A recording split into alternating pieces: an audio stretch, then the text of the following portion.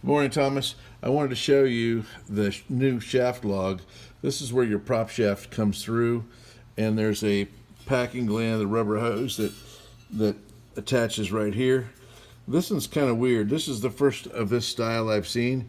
As you can see, there's a protrusion below the plate as well as above the plate. So what I did was I made an adapter. Rather than cut your keel in half by putting this big notch in your keel,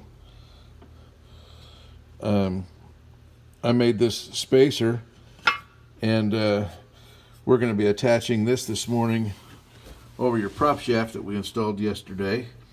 And yes, it's a little crooked, but you have a sloppy rubber bearing in back, and so we'll just move that over. Anyhow, we'll be installing this.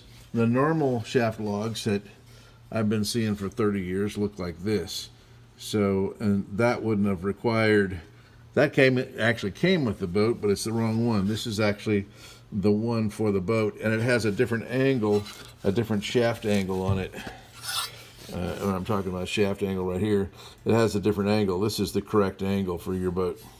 Okay, and for the strut and for the engine angle and everything. So anyway, we're getting ready to install that this morning,